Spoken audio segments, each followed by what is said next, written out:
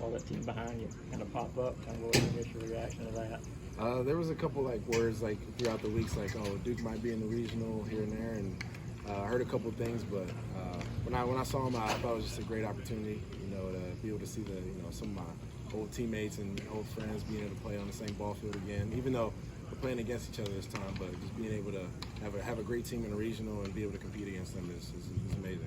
And I know you talked about this a little bit before, but you wanted a different kind of opportunity, maybe, different teammates, maybe a chance to kind of expand your game a little bit. Do you think you've been successful in that regard, just the way your game has kind of come? I know your batting average may not be what you would like it to be, but everything else, how's that been? Yeah, 100%. I think the biggest thing is I just came here and I wanted to learn a lot, and I was around some of the best players, some of the best coaches. You got Coach Johnson, he's been in the big leagues, he's got a lot of knowledge, Coggins, Ammo, and that was the biggest thing that I wanted to have when I came here.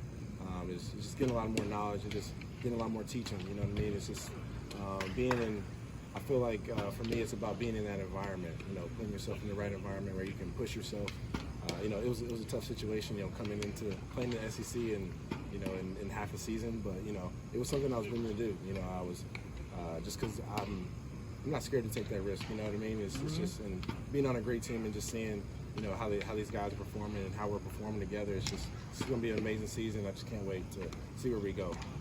Wes talked about how y'all have done a little bit different things offensively this week, whether it's the bunting. What did that look like for you guys?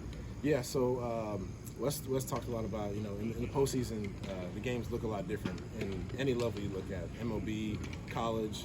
Like, it's going to be a lot more team-based. Like, throughout the regular season, a lot of guys are trying to chase stats, hit home runs and stuff like that, right? But the postseason is about winning.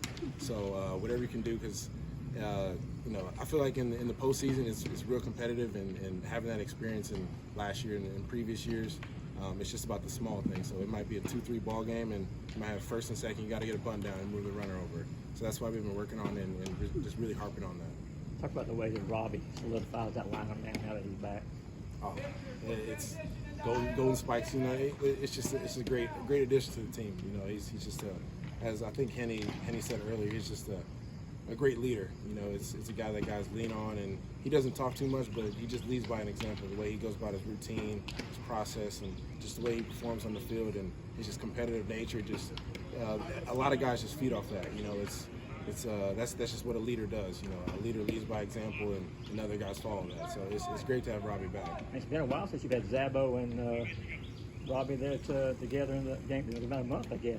Yeah, it's been a little minute, but great to have those guys out there, and hopefully we're gonna keep them healthy and throughout the whole season.